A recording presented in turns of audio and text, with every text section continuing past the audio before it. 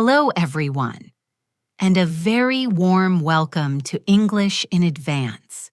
I am a new host, Jessica, and it's a pleasure to have you with me today. If this is your first time joining us, our community is dedicated to helping you master the English language in a way that feels deep, meaningful, and completely natural.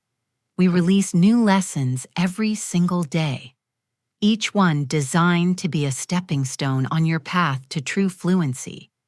Today, however, is something special. We are not just taking a step, we are embarking on a great journey. This is your ultimate masterclass in speaking English with the confidence, rhythm, and soul of a native speaker. We are going to go beyond the pages of textbooks and into the living, breathing heart of the language. You will not only sharpen your ability to listen and understand, but you will fundamentally reshape the way you produce sound, structure your thoughts, and connect with others in English. Throughout this immersive session, I will be your guide. I will walk you through incredible variety of real-world examples, unveil advanced pronunciation techniques that are rarely taught, and lead you in a series of powerful shadowing exercises. You will have countless opportunities to speak along with me, training your mouth and your mind to work in perfect harmony. You will discover how native speakers truly form their sentences, how they weave their words into an unbroken chain of sound, and how they use subtle expressions to convey a universe of meaning. By the time we finish our work together today, you will be equipped with a comprehensive set of tools, a wealth of practice, and a profound sense of confidence. You will have everything you need to take your English from being something you know to being something you are. Before we take our first step, I invite you to become a full member of our learning community. Please take a moment to subscribe to the channel and be sure to tap the notification bell. By doing so, you ensure that you will never miss out on our future lessons, each one designed to bring you ever closer to your goal of mastering native-level English. So find a comfortable space, quiet your mind, take a deep and relaxing breath, and let's begin this incredible journey together. Speaking English like a native is not a destination you arrive at by memorizing a dictionary or conquering a mountain of grammar rules. It is a way of being. It is about creating a seamless, natural flow where your words are a perfect reflection of your thoughts and feelings.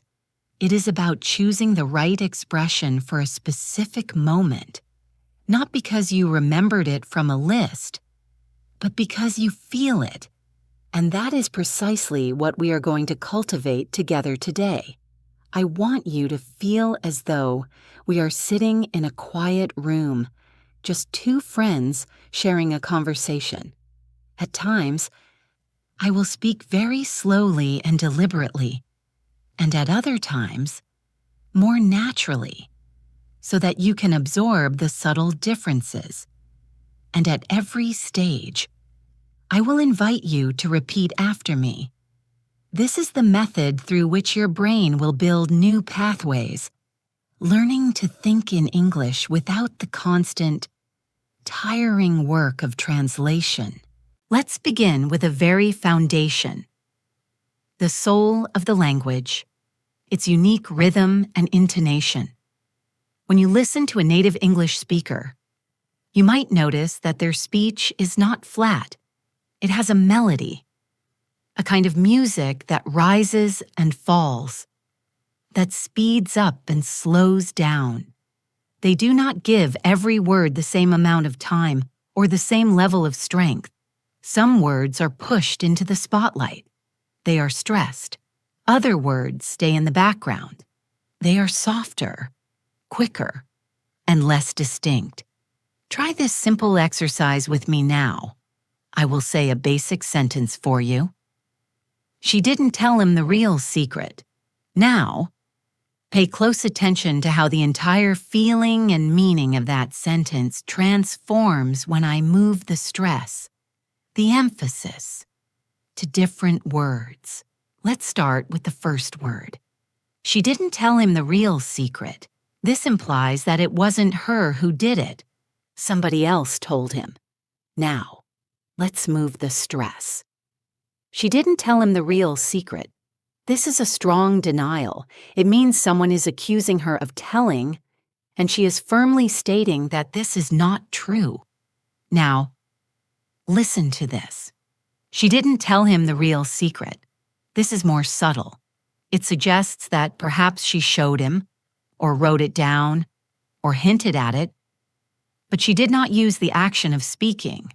Next, she didn't tell him the real secret. The meaning here is that she told someone, but not him specifically. She told a different person. Let's try the next word. She didn't tell him the real secret. This implies that she told him a secret, but it was a fake one, a distraction, not the true one. And finally, she didn't tell him the real secret. This suggests she told him something real, but it was not a secret. Maybe it was a story or a piece of news, but not a secret. Each time, the focus of the sentence, the core of its message, shifts dramatically. Now it is your turn. Repeat each version after me, slowly. Feel the way your voice needs to rise and fall to create that emphasis. Feel the power you have to change meaning, not with words, but with music. Now, let's place this concept into a very common daily life situation. Imagine you are talking to a friend about a new cafe. You could say in a very flat way, I heard the coffee was good there. It is correct. But it lacks any feeling. A native speaker might say, I heard the coffee was really good there. By stressing the word really, they add a layer of excitement and recommendation. Or they might say, I heard the coffee was good there. This emphasis on heard suggests that they don't know from personal experience and are perhaps a little uncertain. Try both of these with me. First, with excitement on the word really. Now, with a slight uncertainty on the word heard. Do you feel that difference? You are not just a speaker. You are a performer. And your voice is your instrument. A huge part of sounding natural is learning how to connect your words together so that your speech flows like a gentle stream, not a series of separate, rocky steps. In English, when a word that ends with a consonant sound is followed by a word that starts with a vowel sound, native speakers almost always link them. They become a single unbroken sound. For example, the phrase an egg is not pronounced an egg. It is pronounced an egg. The phrase read it is not read it. It is re-at it. Let's try saying these linked phrases naturally. An old book, think about it. Take it easy. Now, repeat them one more time. But this time, imagine you are speaking in a very relaxed, casual way to a good friend. Let the sounds melt into one another. Let's practice this concept within a very small dialogue. I will say both parts of the conversation first, and then I want you to repeat them. Imagine two co-workers, Liam and Chloe, are talking. Liam says, "Did you finish up that report?" Chloe replies, "Not yet, I'll work on it this afternoon." Do you hear how finish up becomes finish up, and work on it becomes work on it? Now it is your turn to repeat. First, Liam's line. Now, Chloe's line. This is how you begin to develop the muscle memory for the true speed and flow of a real conversation. Another essential element is the natural use of fillers. In real unscripted speech, people often use small words or sounds not because they have forgotten what to say, but to hold their place in the conversation while they formulate their thoughts. These words, like, well, actually, and I mean, can make you sound much more relaxed and human. Let's practice using them. Try saying the sentence, well, I suppose we could try a different approach. Now try this one. It's not as easy as it looks. And one more. Actually, I think I prefer the first option. I want you to try saying these with me. First very slowly, and then with a more natural, thoughtful speed. Now, I want to guide you through a short shadowing exercise. Shadowing is the practice of listening to a speaker and repeating what they say at the same time, like a shadow. It is an incredibly powerful tool. I am going to say a short, everyday paragraph. Your goal is to repeat it while matching my tone, my speed, and my rhythm as closely as you possibly can. Are you ready? Let's begin. Well, I was thinking we could probably grab a bite to eat before the movie. Just to have a chance to catch up a bit. Actually, there's a great little Italian place just around the corner from the theater. Now it is your turn. This kind of practice does something amazing for your brain. It teaches it not just the vocabulary and grammar, but the deep underlying music of the English language.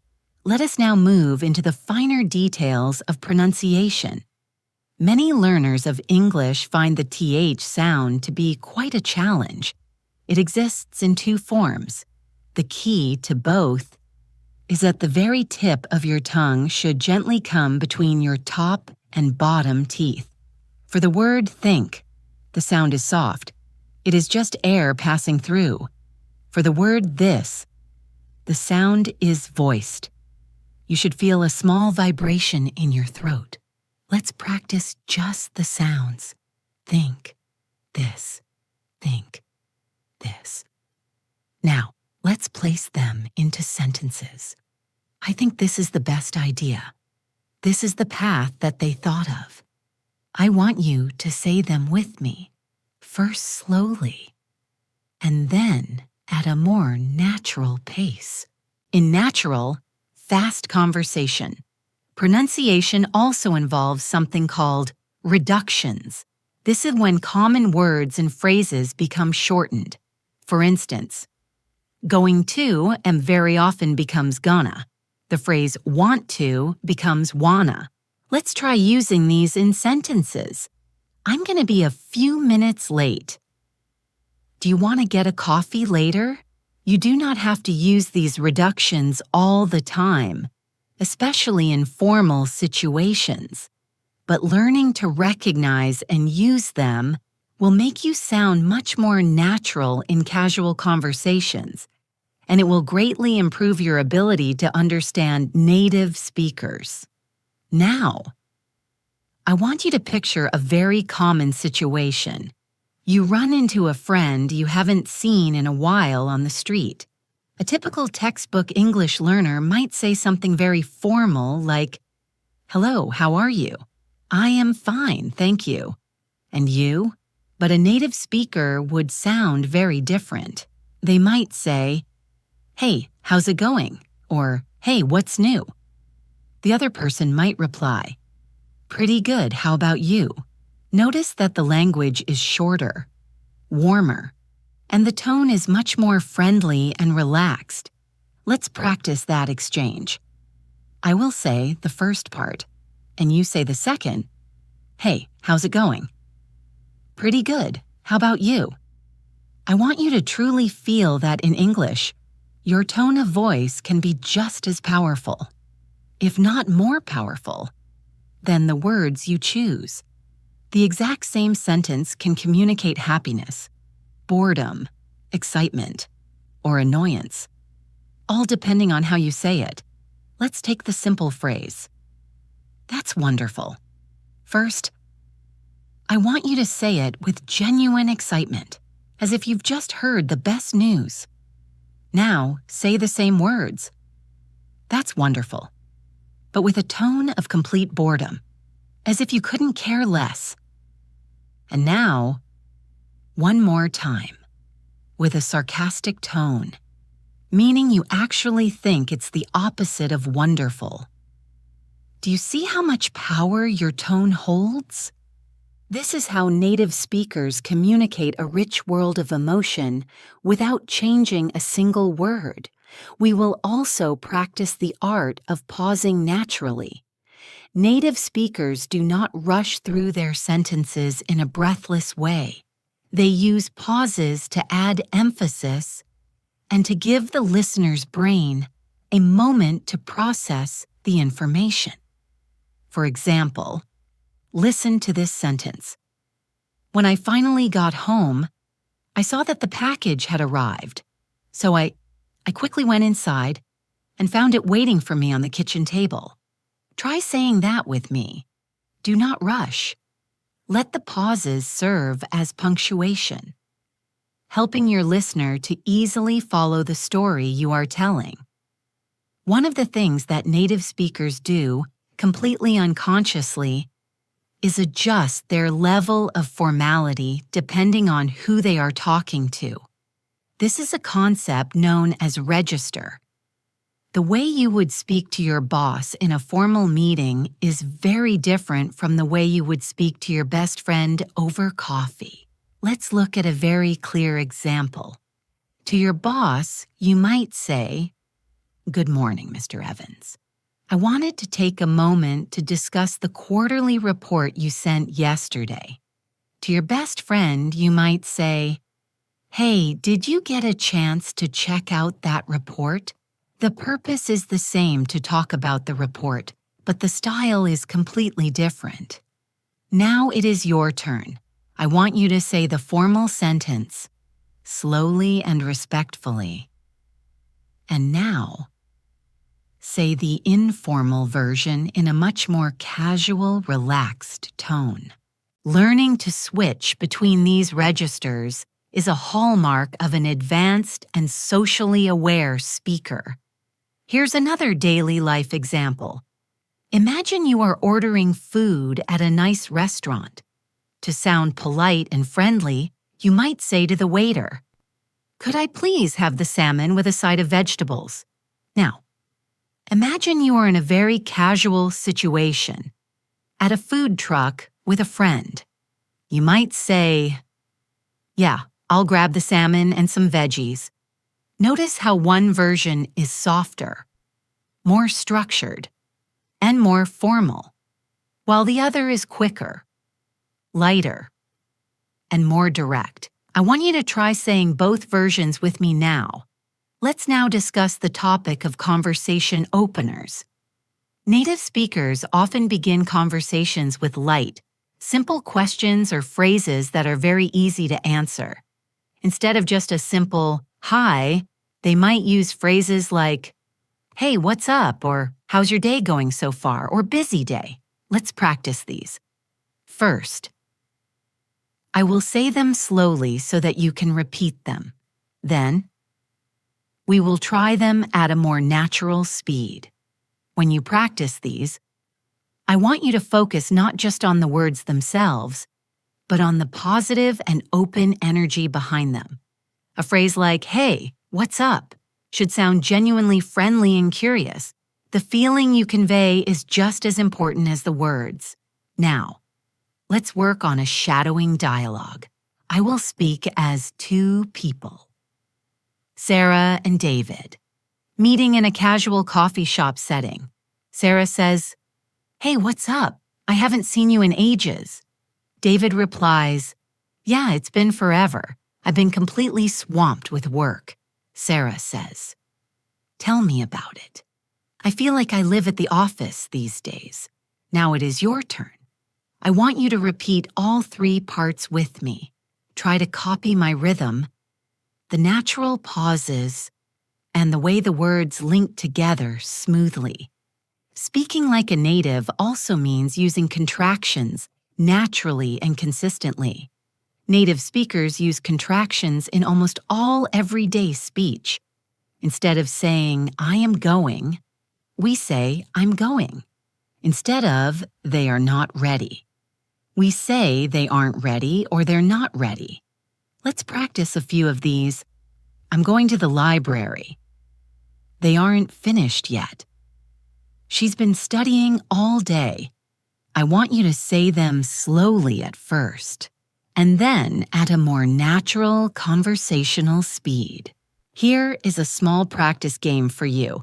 I will give you the formal textbook version of a sentence, and I want you to repeat it using the contracted natural version. I say, I'm not feeling very well today. You say, I'm not feeling very well today. I say, they have been working very hard. You say, they've been working very hard. I say, we are going to see a film tonight. You say, we're going to see a film tonight. This very simple switch instantly makes your English sound smoother and more authentic. Let's now focus our attention on reaction words. In a real, living conversation, native speakers constantly react to what the other person is saying with quick, short responses. Words like, really, exactly, right, no way, sure, I know, and uh-huh. These small words are the glue of a conversation. They keep it alive and show the other person that you are actively engaged in listening. Let's practice this. I will say a sentence, and I want you to react with a natural word or phrase. I say, I just got back from a trip to Brazil. You say, really? Or wow, I say. The traffic was terrible this morning. You say, I know, or tell me about it. I say, I think the food at that new restaurant is amazing. You say, exactly, or totally. These are the small, essential building blocks of a native-like conversation. Now, let's bring many of these elements together in a storytelling exercise. I am going to tell you a short story. Your job is to repeat it after me, focusing on the rhythm, the linking of words, and the natural, relaxed tone. Are you ready? Here is the story. Yesterday, I woke up a bit earlier than I usually do, made myself a large cup of tea, and went for a long walk in the local park. The air was so fresh, and the streets were wonderfully quiet. I ended up running into an old friend from college, and we talked for almost an hour, just catching up. Now it is your turn. I want you to try to match my voice, my pacing, and my natural pauses as closely as you can. Storytelling is one of the very best ways to improve your overall fluency because it forces you to connect your sentences and keep your thoughts flowing in a logical sequence. The more you practice telling short, simple stories about your day, the more comfortable and confident you will feel in real conversations. Before we move on, here is a quick daily life fluency drill for you to practice. I want you to take any small moment from your day. It could be what you ate for breakfast, your journey to work, or something funny that you saw online.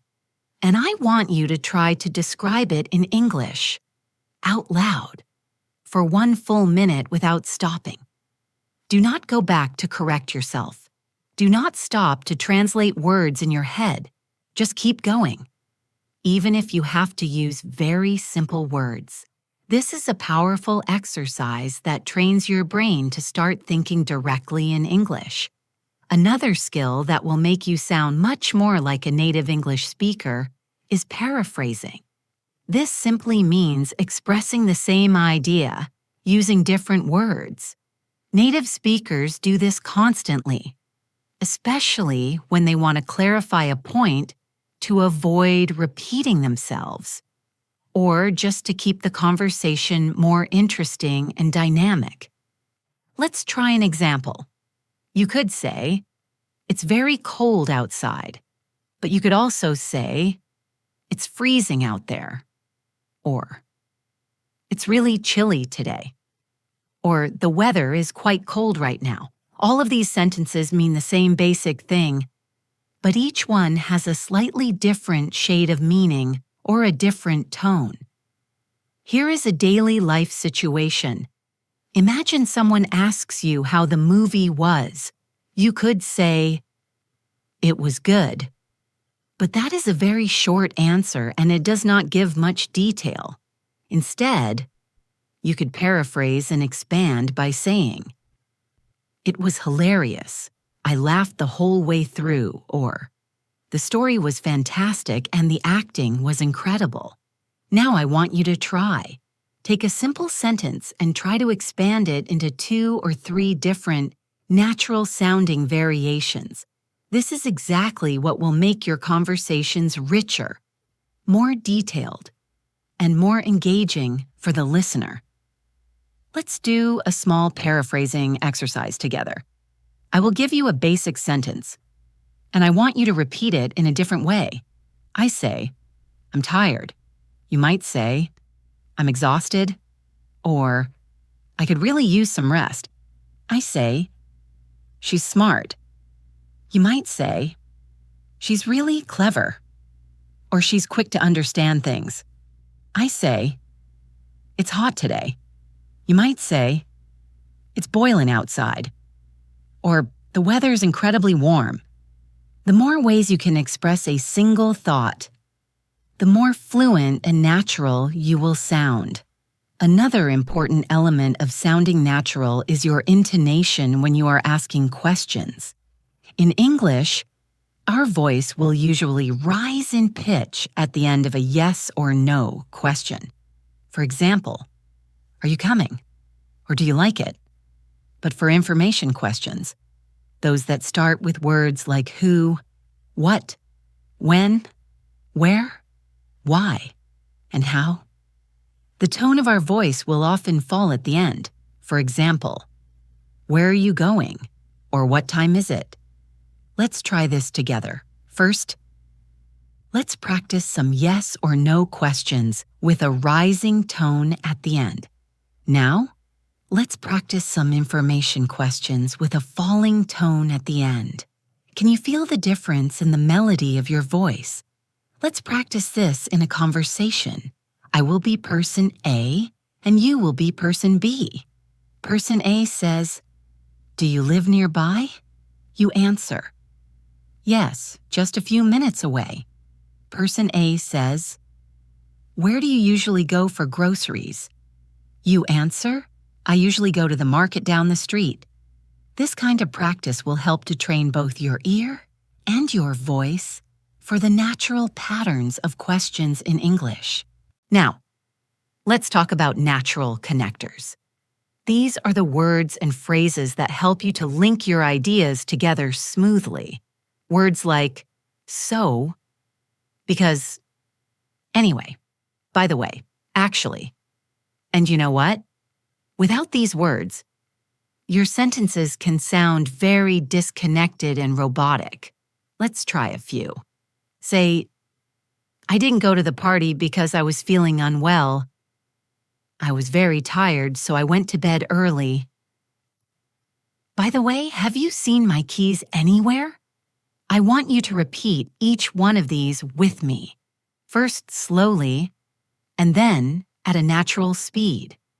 Native speakers also very frequently use softeners to make their speech sound more polite and less direct.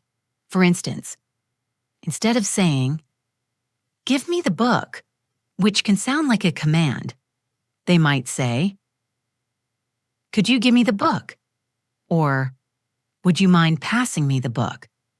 Let's try a few of these polite forms together. "Could you open the window, please?" "Would you mind turning the music down a little?" Notice how these phrases sound warmer. gentler, and more respectful. Let's now do a shadowing dialogue that focuses on making polite requests. Person A says, "Would you mind helping me carry this box? It's a bit heavy." Person B replies, "Sure, no problem at all." Person A says, "Could you send me that file when you have a moment?" Person B replies, "Of course, I'll do it right after I finish this email. Now, I want you to repeat both of those roles with me. One very advanced fluency habit to master is something called story framing. This means preparing your listener for what you are about to say. Native speakers will often start with a small introduction before they tell the main part of their story. For example, they might say something like, "You won't believe what happened to me yesterday," or "Something really funny happened at work today." These opening phrases make the listener curious and want to hear more. Let's practice. I say, "You're not going to believe this." And then I would add a short story. Now you try. Here is your daily storytelling challenge. I am going to give you a starting sentence, and I want you to finish it with your own words and ideas. The sentence is, "This morning I was on my way to work when..." Another one is, "I went to the supermarket and guess what?" And one more. "Yesterday I met someone who..." I want you to practice finishing these sentences with different details each time you try. This will help to make your English more dynamic, spontaneous, and creative. Finally, for this section, I want to focus on shadowing for the purpose of speed control. Many learners mistakenly believe that speaking faster means speaking better or more fluently. However, speed without clarity is not fluency. Native speakers very often vary the speed of their speech. They might slow down to emphasize a particularly important point, and then speed up a little bit when they are giving background details. Let's practice this. I will say the sentence. "The thing is, I wasn't really ready for the presentation, so I just smiled and hoped for the best." First, I want you to repeat that slowly with me. Now, repeat it at a more natural, varied pace. Notice how the meaning feels much clearer when you are in control of your speed. Another quality that clearly separates native speakers from learners is the way they use emphasis to highlight the most important words in a sentence. This is not simply about speaking those words louder. It is a more subtle art. It is about stretching the word slightly, giving it more weight in the sentence, or letting your tone rise or fall on that specific word. Let's take an example. "I really like this coffee." In this case, the word "really" receives the emphasis. Now, let's try this. "I really like this coffee." Compare that with, "I really like this coffee." Now, the word "coffee" is the focus of the sentence. Do you see how the core message feels slightly different each time?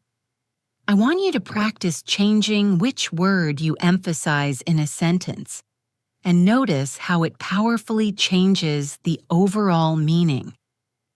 Let's put the concept of emphasis into a daily conversation example. Imagine that someone asks you, "Do you like living in the city?" If you want to show that you have a very strong agreement with this idea, you might say, "Oh, I absolutely love it." If you want to be a little bit softer or more neutral, you could say, "Yeah, I like it." Now, I want you to try saying both of those responses. Listen to the very different feeling that each one conveys. Another skill to develop is speaking with natural pauses. Instead of using filler sounds like and Native speakers will often pause briefly to think, and this can actually make them sound more confident and thoughtful. For example, well, I think we could go to the park later. Or maybe try that new cafe that opened up. The pause gives you a moment to gather your thoughts. And it also helps your listener to process what you are saying. Let's try this. Say, so I was thinking, maybe we could start a little earlier tomorrow. Practice putting that small, thoughtful pause just before the most important part of your sentence. Now, let's move into the colorful world of idiomatic expressions. Native speakers use these phrases constantly to make their speech more expressive and relatable. For example, the phrase, "It's raining cats and dogs," simply means that it is raining very heavily. The phrase "to break the ice" means to do or say something that makes people feel more comfortable in a social situation. And the phrase "to hit the nail on the head" means to describe something with perfect accuracy. I want you to try saying each of those phrases with me. Then, try to make your own short, simple sentence using each one. It was raining cats and dogs when I left the office this evening. He told a funny story to break the ice at the beginning of the meeting. You really hit the nail on the head with that comment. Let's practice using idioms in a mini dialogue. Person A says, "I was so nervous at the party last night, but then someone told a funny story and it really broke the ice." Person B replies, "Yeah, I know what you mean. I was feeling a bit nervous too." Person A says, "And when you said we should try that new restaurant, you really hit the nail on the head. The food there was amazing." I want you to repeat both parts of that conversation with me now. Now, let's focus on using transition phrases for storytelling. When native speakers tell a story, they use little signposts to help guide their listener through the narrative. They use phrases like, "First of all," "the next thing I knew," "before I knew it," and "in the end." Let's try them. First of all, I missed my bus. The next thing I knew, I was running down the street. Before I knew it, it was already lunchtime. In the end, everything worked out just fine. I want you to repeat those slowly, and then again at a more natural speed. Here is a practice exercise for you. I will start a story using these transition words, and I want you to finish it in your own way. First of all, I woke up late this morning.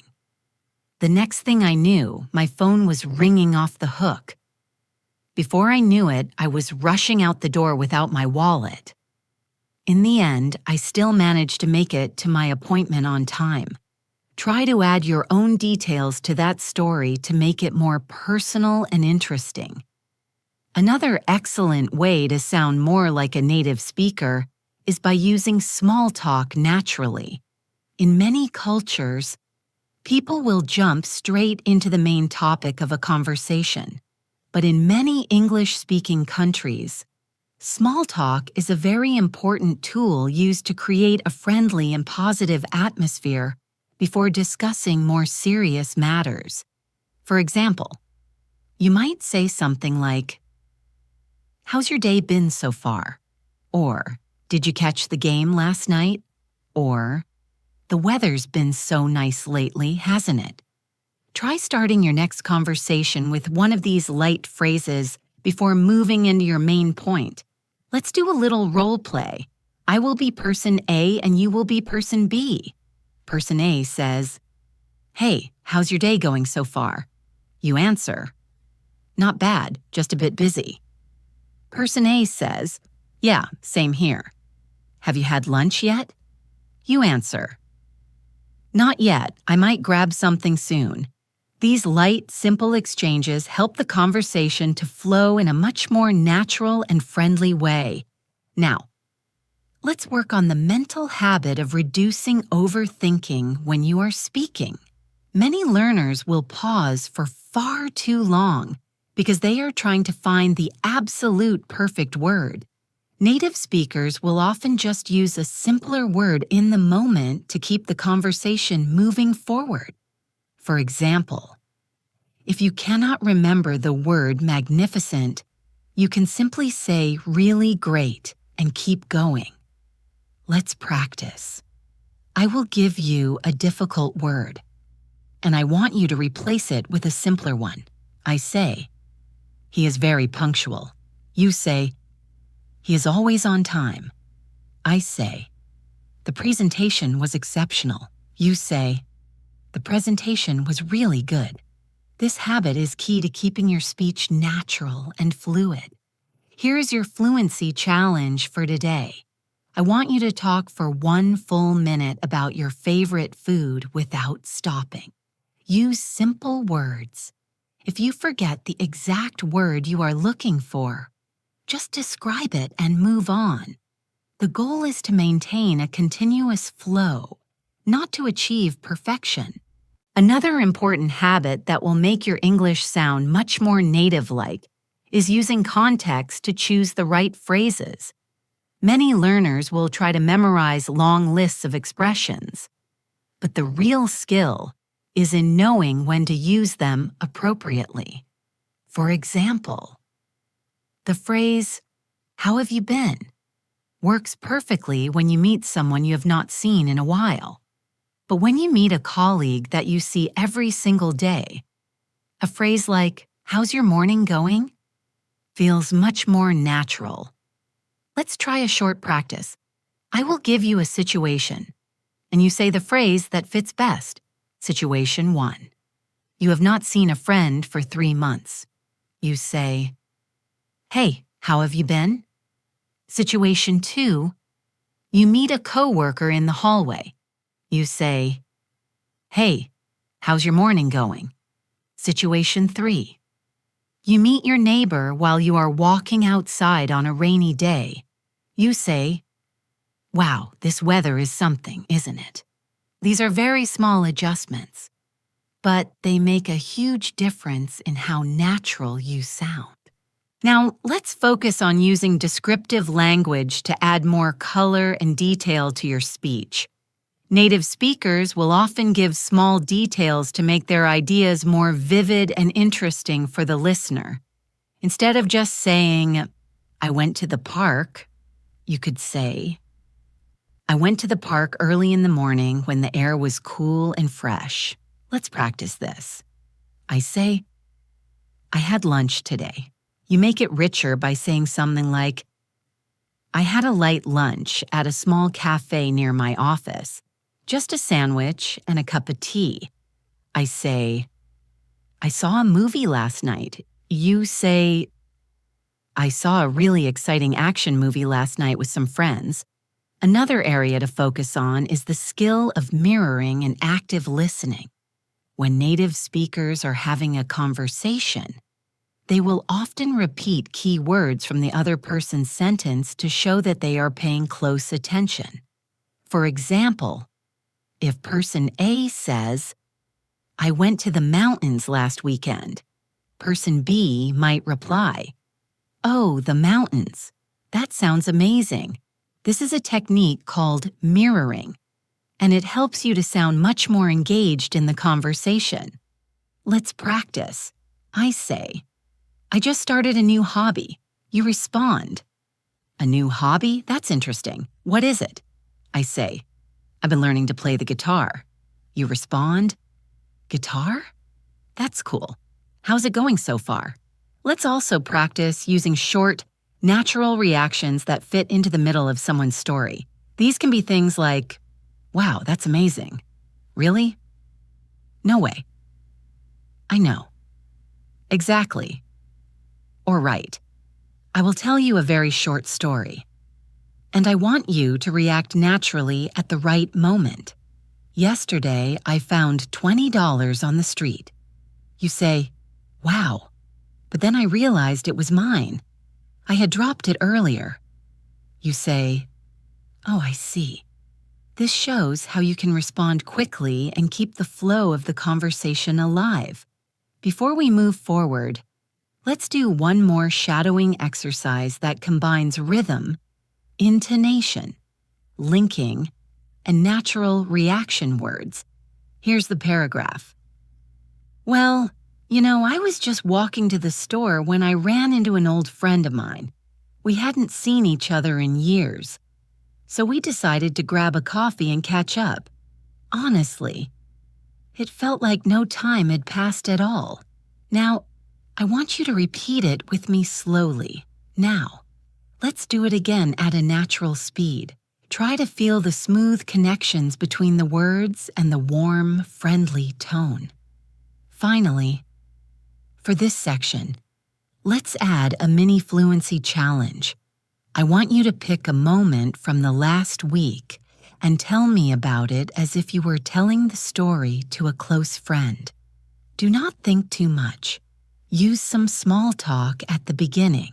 Add details to your story. And keep the tone natural and relaxed. If you get stuck and cannot find a word, just replace it with a simpler one and keep going. Another native-sounding habit is adding emotion to your speech through the use of short exclamations. Words like wow, oh no, yay, huh, and phew can add so much life to what you are saying. They are small words, but they make your English sound much warmer and more human. Let's practice. Wow, that's amazing. Oh no, I forgot my wallet. Phew, I made it just in time. I want you to repeat them with real feeling in your voice. Next, we will work on the skill of rephrasing for clarity. In real conversations, native speakers will often repeat their point in a slightly different way to make sure that they are being understood clearly. For example, they might say something like, "So just to be clear, you're saying we should meet at 10, right?" Or, in other words, "You think we should wait until next week? Let's try it." I say, "We need to leave early tomorrow." You say, "So we should be ready earlier than usual." I say, "He doesn't like spicy food." You say, "In other words, he prefers mild dishes." This is a great skill that will make your communication much smoother. Now, let's do a combined fluency drill using everything we have covered so far in this lesson. That includes linking, contractions, intonation, reaction words, and collocations. Here is the paragraph. Well, I came across this little bakery yesterday, and honestly, it had the best bread I've ever tasted. Phew, I almost missed it because I was in a real rush, but I'm so glad I didn't. In the end, I even made a new friend while I was waiting in line there. I want you to repeat it with me slowly. Now, let's do it again with a natural, friendly tone. We should also talk about using story hooks to capture your listener's attention. In English, native speakers will often start a story with a phrase that makes people want to hear more. For example, they might say, "You'll never guess what happened today," or "Something really strange happened to me this morning," or "I just heard the funniest thing." These hooks make your listener curious. Try saying each one with a playful or excited tone of voice. Here is your hook practice challenge. I will give you the start of a sentence, and you finish it with your own story idea. You won't believe who I saw yesterday. Something unexpected happened at work today. I just had the most amazing meal. Practicing this will help you to become a much more engaging storyteller. Finally, for this section, I want you to try some timed speaking practice. I want you to set a timer for 1 minute and talk about any small moment from your day. Try to use at least one phrasal verb, one collocation, and one natural reaction word. This exercise will force you to combine multiple skills while keeping your speech flowing. Another advanced fluency skill that native speakers use without even thinking about it is changing their sentence structure for variety. If you always use the same simple structure, like subject, ginti, verb, or object, your speech can start to sound very flat and repetitive. But by moving parts of the sentence around, or by using different patterns, you can add rhythm and style to what you are saying. For example, instead of saying, "I couldn't believe what I saw," you could also say, "What I saw, I couldn't believe." Or instead of saying, "I was so tired after work," you could say, "After work, I was so tired I could barely move." Let's practice. I will give you a simple sentence, and you will change the structure. I say, "I will never forget that day." You could say, "That day I will never forget." I say, "She sings beautifully." You could say, "Beautifully, she sings every morning." This skill will help your speech to sound much more natural and expressive. Now, let's talk about using contrast for emphasis. Native speakers will often highlight an idea by showing an opposite thought right before or after it. For example, "It was raining all morning, but the afternoon was sunny and warm." "I thought the movie would be boring, yet it was surprisingly good." Let's try these with me. "I didn't think I'd enjoy the trip, but it was incredible." The task seemed easy at first, but it turned out to be quite tricky. Using contrasts makes your speech more interesting and dynamic. Let's bring this into a daily life conversation example. Person A says, "I heard that new restaurant is expensive." Person B says, "Yeah, it's a bit pricey, but the food is worth every penny." Person A says, "Really? I thought it would be too fancy for me." Person B says, "Not at all. It's actually very welcoming." I want you to repeat both of those roles, paying close attention to the contrast words like but, actually, and not at all. Another habit that will give you a native sound is playing with your sentence length. Native speakers will often mix short, punchy sentences with longer, more flowing ones. This helps to keep the listener's attention. For example, "The food was delicious. We stayed for hours, just talking and laughing, until the cafe finally closed for the night." The short sentence creates impact, while the longer ones add detail. Let's try a short one. "That's amazing." Now a long one. "It was one of those perfect moments you never forget, when everything feels just right and time seems to stop." Now, we will work on using tag questions, which are another very common feature in native English. These are short questions that are added to the end of a statement to invite agreement from the listener. For example, "It's a nice day, isn't it?" Or, "You're coming tonight, aren't you?" Let's try these with me. "She's from Canada, isn't she? We should leave soon, shouldn't we?" Using tag questions helps you to sound more conversational and friendly. Here is a mini tag question dialogue. Person A says, "You like coffee, don't you?" Person B says, "Yeah, I love it. You drink it every morning too, right?" Person A says, "Of course. I can't start my day without it." Now, I want you to repeat both of those roles, making your voice rise just slightly at the very end of the tag question. Another important element is using emphasis words like "so," "really," "absolutely," and "totally" for natural intensification. For example, "That movie was so good. I'm really happy for you." "She's absolutely amazing at her job.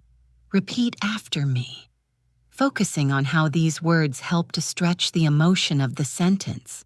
Now, try making your own sentences with each of those words. We will now practice a natural conversation blend. This is when you combine small talk, storytelling, and reaction words smoothly into one conversation. I will do both parts first. Person A says, "Hey, how's it going?" Person B says, "Pretty good. Just finished a big project at work." Person A says, "Nice. Was it a difficult one?" Person B says, "Yeah, it took weeks, but I am so relieved it's finally done." Now, I want you to repeat both of those roles, keeping your tone friendly and relaxed. Let's also work on avoiding overpronunciation. Many learners will pronounce every single word fully and completely, which can sound unnatural in casual speech. Native speakers will often reduce sounds. For example, as we said, I'm gonna becomes I'm gonna, wanna becomes wanna, and did you often becomes didja. Let's try these. I'm gonna grab some lunch. Do you wanna join? Didja see the game last night? Say them slowly at first, and then more naturally. Now, here is a shadowing paragraph that is filled with reductions and linking. I'm gonna head out a bit early today because I've got to run some errands. Wanna come with me? We could grab a coffee on the way. Repeat that slowly, Sigi, and then again at full conversational speed. Feel how all the sounds connect together. Finally, for this section, let's set a practical speaking task for you. For the rest of today, I want you to notice and copy the rhythm and linking that you hear in any English that you listen to, whether it is from a podcast, a movie, or a conversation you overhear. Try to repeat it in real time, even if you do not catch every single word. This exercise will push you toward native-like fluency faster than you might think. One of the most powerful tools for sounding like a native speaker is using what I call storytelling layers. Instead of just telling what happened, native speakers will often add background information, their own feelings, and side comments to the story. For example, a basic version might be, "I missed the bus this morning," but a layered native-sounding version could be, "I missed the bus this morning," which, by the way, almost never happens, "and I had to walk in the pouring rain to the next stop. Honestly, I was half laughing and half annoyed the whole time." Do you notice how this version feels much more alive and personal? Let's practice by taking a short sentence and adding some layers to it. The sentence is, "I had lunch with a friend." You could say, "I had lunch with a friend today, someone I hadn't seen in months, and we ended up talking so much that we almost forgot to eat." Another advanced fluency habit is using callbacks in a conversation. This means referring back to something that you or the other person mentioned earlier in the conversation. Native speakers do this to create a sense of connection and to keep the conversation flowing logically. For example, if earlier in the conversation someone said that they love Italian food, later on you might say, "By the way, speaking of Italian food, I found a new pasta place that you would absolutely love." Let's practice. I will give you an earlier detail, and you bring it back later in the conversation. The earlier detail is, "I started running again." Later in the conversation, you say, "About that running you mentioned earlier. I think there's a park nearby that you'd really enjoy." We should also work on the skill of spontaneous rephrasing. When you cannot remember a word, it is important not to stop. Native speakers sometimes forget words too, but instead of stopping the conversation, they will quickly find another way to say it. For example, I forgot the name of the tool you use to fix a bike, the thing that tightens the bolts. This keeps the conversation moving. Let's practice. I will give you a missing word situation, and you rephrase it. I say, I need to buy a new, the thing you wear on your wrist to tell the time. You might say, I need to buy a new watch. This is exactly how you can stay fluent even when your memory fails you for a moment. Now, let's talk about using intensifiers and downtoners to adjust your message. Intensifiers like really, so, absolutely, and totally make your point stronger. Downtoners like kind of, a bit, slightly, and pretty soften your statement. Native speakers use these constantly to show different degrees of meaning. Let's practice. Intensified. I'm absolutely certain we will win. Downtoned. I'm pretty sure we will win. Intensified. The view was totally breathtaking. Downtoned. The view was kinda nice. We can also work on building your intonation variety. If your voice stays flat, you can sound less engaging, even if your words are perfectly correct. Native speakers will move their pitch up and down to show excitement, surprise, or seriousness. Let's try. Say the word really with surprise. Now say it with doubt. Now say it with excitement. That single word changes its meaning completely just with your tone of voice. Here's a shadowing exercise with emotional tone. The sentence is, I can't believe you remembered my birthday. That's so sweet of you. Now, I want you to try saying that with genuine excitement. Now, say it sarcastically. Now, say it with a tone of relief. This kind of practice teaches you to have control over how your message is received by your listener. Another important skill is learning how to smoothly change topics in a conversation. In casual English, native speakers will rarely jump to a new topic without some kind of linking phrase. They use phrases like, anyway, speaking of that reminds me, or, by the way, let's practice. I say, I went shopping yesterday. You say, speaking of shopping, have you seen that new store that opened downtown? I say, I watched a great documentary last night. You say, by the way, did you hear about that new film festival that's coming to town? This helps to keep the conversation feeling natural and connected. Next, we are going to do a 3-step fluency drill, which will combine everything that we have covered so far. Step 1, I will tell a short story. Step 2, you will repeat it with the same tone, linking, and pace. Step 3, you will add 1 or 2 extra details of your own. Are you ready? My story is, I met a friend for coffee yesterday, and we talked for hours. It felt like old times.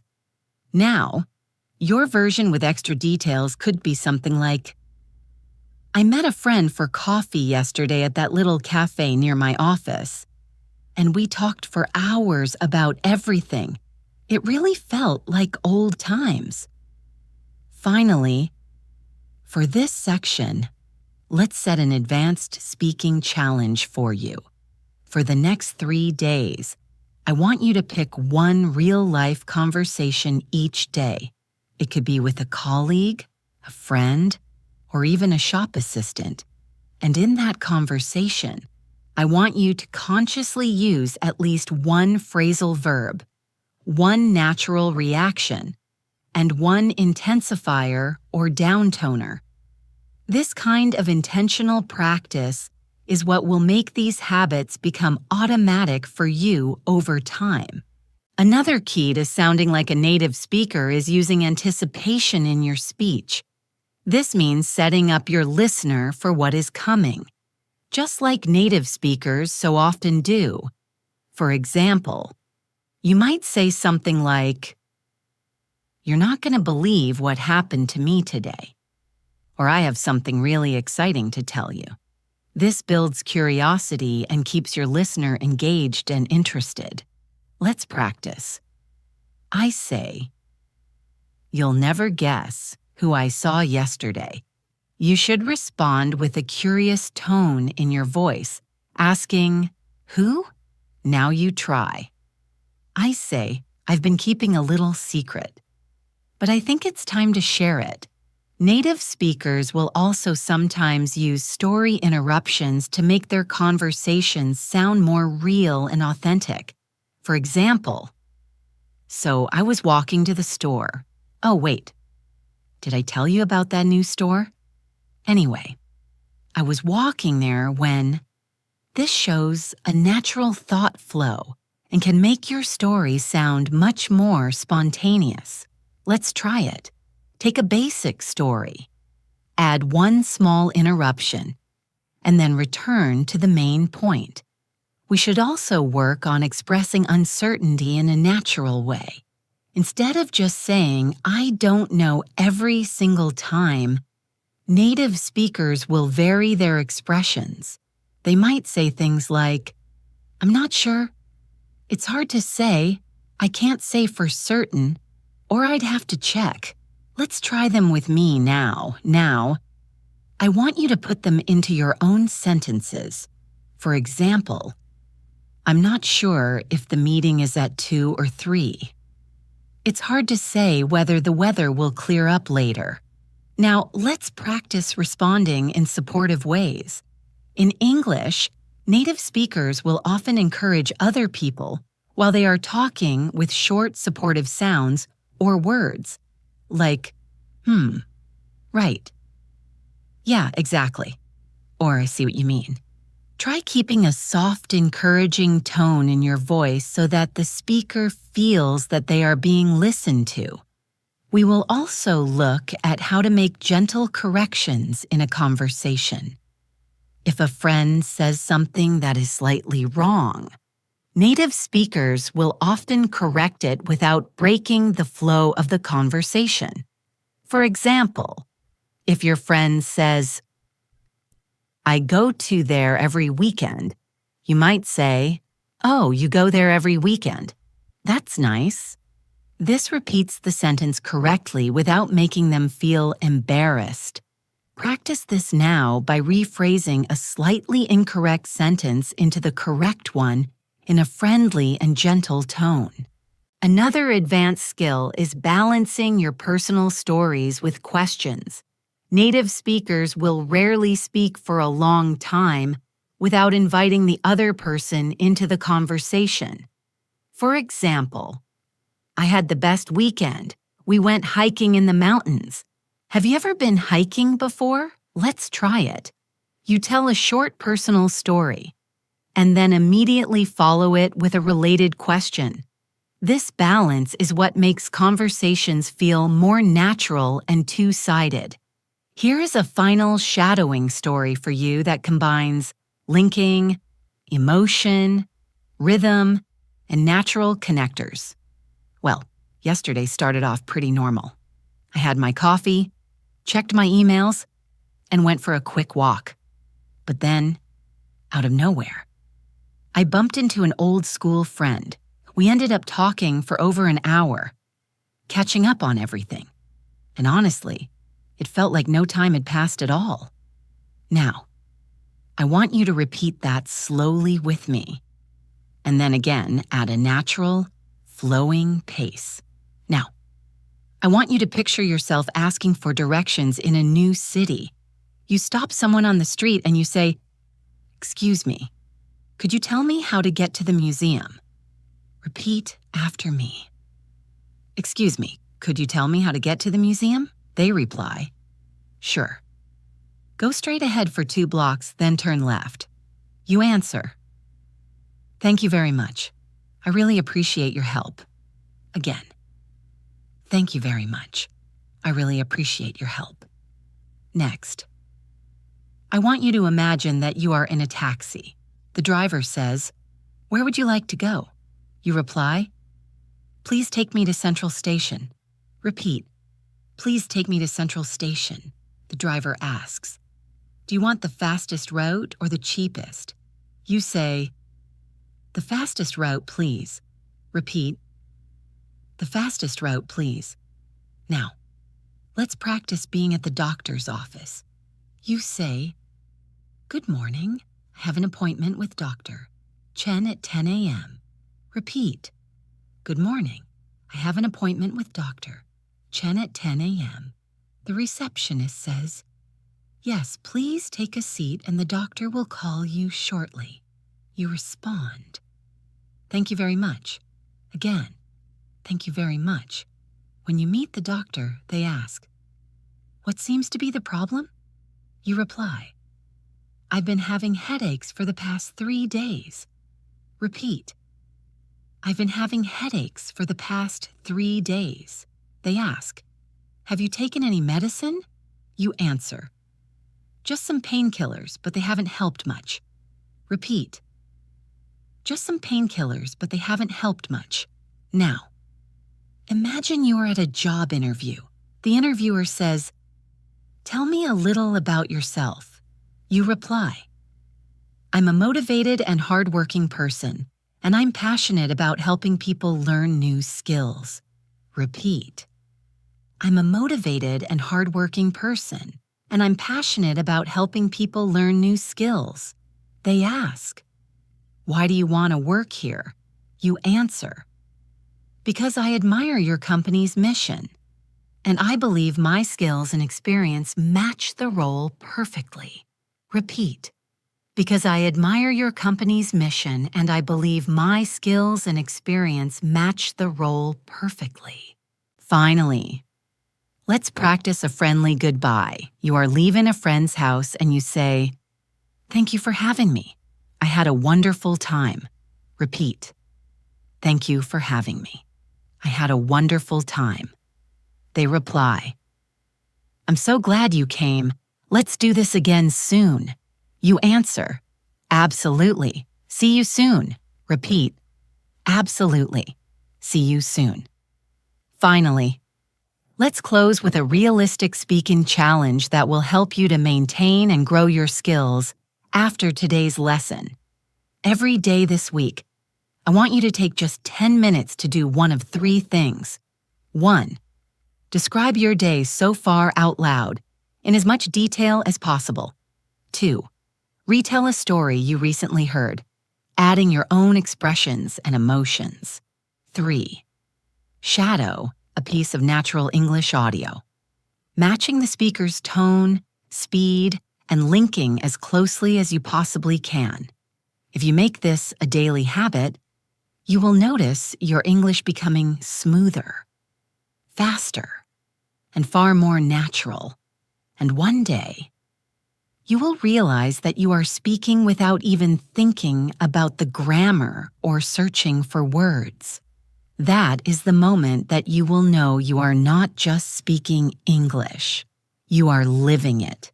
Thank you so much for spending this time with me today. If you found this lesson helpful and you want to continue improving your English every single day, make sure you subscribe to English in Advance and hit the bell icon so you never miss a new lesson. I love sharing these masterclasses with you. And I cannot wait to see you in the next one. Until then, keep practicing, keep speaking, and keep believing in yourself, because you really can sound like a native English speaker.